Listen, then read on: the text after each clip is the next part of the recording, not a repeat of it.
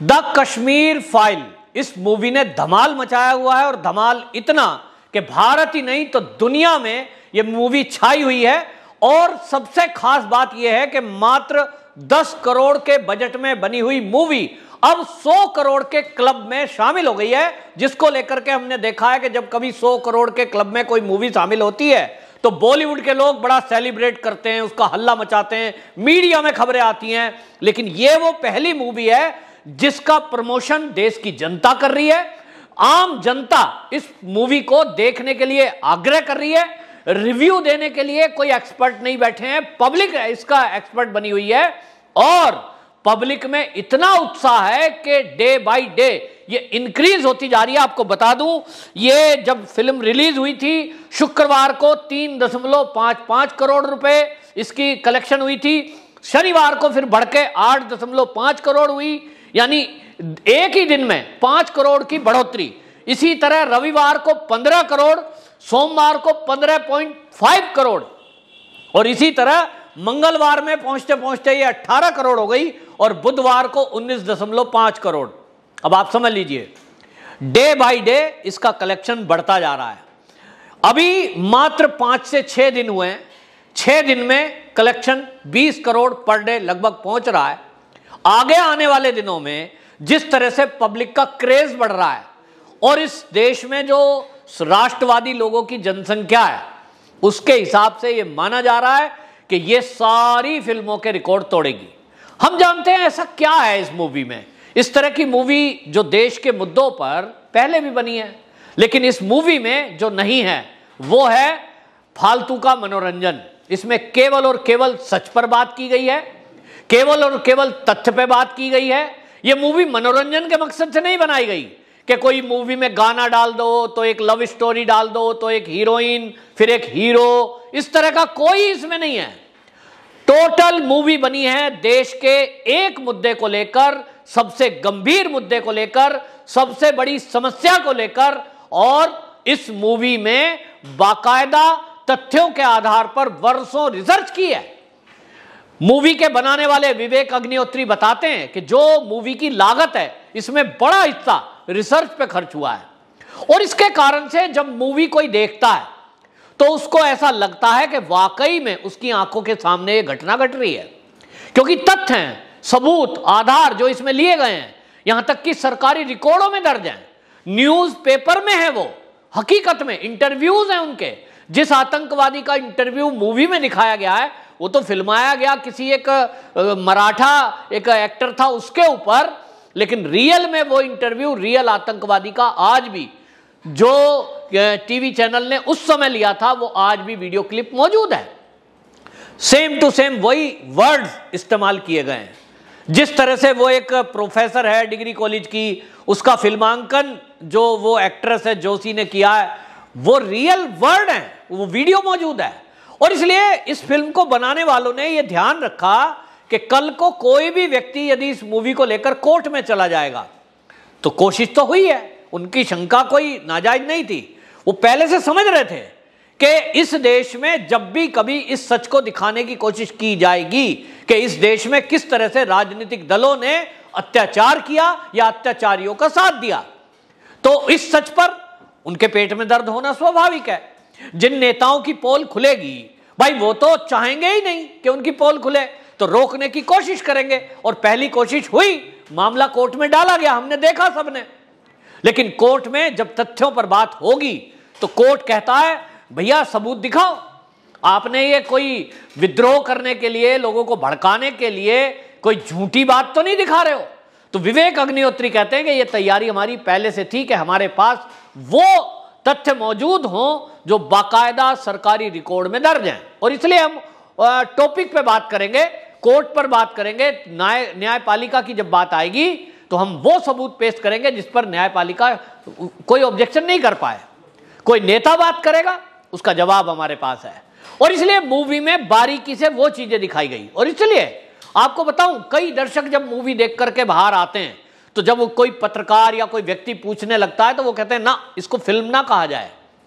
ये वाकई में द कश्मीर फाइल है, ये फाइल खुल रही है। जिस तरह से आप पेपर दर पेपर पलटते हो किसी फाइल के और उसको रीड करते हो क्या लिखा है, किस बारे में है, क्या घटना हुई थी, केस फाइल जिसे कहते हैं। तो ये द कश्मीर केस फाइल है और इसलिए लोगों को ये सच जानने का मौका मिला 30 साल बाद। तो बहुत सारे ऐसे बच्चे हैं जिनकी उम्र अभी 25 साल है या 20 साल है, वो इस मूवी को सबसे ज्यादा पसंद कर रहे हैं। युवा इस देश का जानना चाह रहा है कि उनके पहले क्या हुआ था, क्योंकि उनको तो पता ही नहीं। उनको लगता है कश्मीर में कुछ आतंकवादी घटनाएं होती हैं, कुछ आतंकवादी पाकिस्तान से आते हैं, बम फोड़ते हैं, हमारी सेना उनको मार गिराती है। उनको आजकल इतना ही समाचारों में सुनने को मिलता है। लेकिन ये क्यों हुआ, क्यों और कौन लोग हैं जो इस कश्मीर की इस भयंकर जो घटना हुई थी इसके पीछे दोषी हैं, उसके बारे में इस मूवी में दिखाया गया। और इसलिए आपको बता दूं कि ये पहली मूवी है जिसके जो बनाने वाले हैं या जो एक्टिंग करने वाले लोग हैं उनके साथ देश के प्रधानमंत्री ने इस फोटो को खुद ट्वीट किया हो। देश के गृह मंत्री अमित शाह ऐसे मामलों से अक्सर दूर रहते हैं, लेकिन उन्होंने भी बाकायदा इस टीम को बुला करके फोटोशूट किया और बाकायदा ट्वीट किया। तीसरा नाम ऐसा है जो ये दो तो राजनीतिक दल हैं, राजनीतिक दल के नेता हैं, आमतौर पर लोगों से मिलते हैं, मीडिया में, सोशल मीडिया में इनकी फोटो वायरल होती हैं, देश के गृह मंत्री हो या प्रधानमंत्री। लेकिन तीसरा व्यक्ति एक ऐसा है जो कभी भी इस मीडिया और सोशल मीडिया में कम से कम अपना प्रचार तो नहीं करते और किसी दूसरे का तो कभी नहीं करते। लेकिन पहली बार आरएसएस यानी संघ ने, राष्ट्रीय स्वयंसेवक संघ ने ये परंपरा तोड़ी और उनके जो प्रमुख हैं और आरएसएस के जो प्रमुख हैं परम पूजनीय सर संचालक मोहन भागवत जी, उन्होंने बाकायदा इस टीम को बुलाया, फोटोशूट की और उसको बाकायदा वायरल किया। क्यों, क्या जरूरत पड़ी? इसलिए क्योंकि कुछ लोग इस देश में ऐसे हैं जो इस मूवी को बदनाम करना चाहते हैं, रोकना चाहते हैं, इसके खिलाफ नैरेटिव चला रहे हैं। और इसलिए मोदी जी ने भारतीय जनता पार्टी के कार्यकर्ताओं को संबोधित करते हुए बोला था कि इस मूवी के विरुद्ध बहुत लोग नैरेटिव फैलाने की कोशिश कर रहे हैं, उनका हमें ध्यान रखना है। और ध्यान कैसे होगा? जनता देगी जवाब।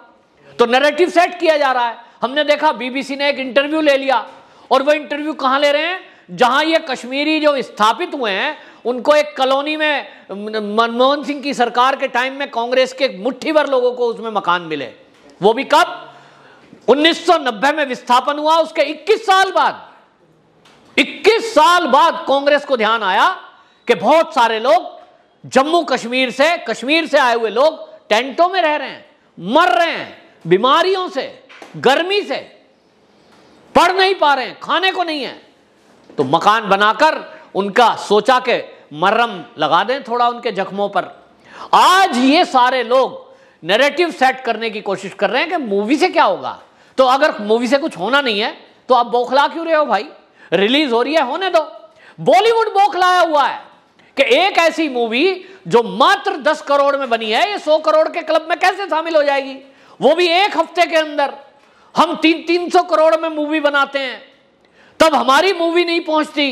कितना प्रचार करते हैं, जितने टीवी सीरियल हैं सब पे प्रचार होगा, पैसा लुटाया जाता है, पीआर कंपनियों को हायर किया जाता है। लेकिन एक तरफ द कश्मीर फाइल है, ना कोई पीआर कंपनी है। टीवी चैनल पे 1-2 पे गए थे, कपिल शर्मा जैसे पे, उन्होंने मना कर दिया। लेकिन एक कपिल शर्मा के मना करने से क्या होता है? कपिल शर्मा का शो क्या फिल्मों को चलाने की गारंटी है?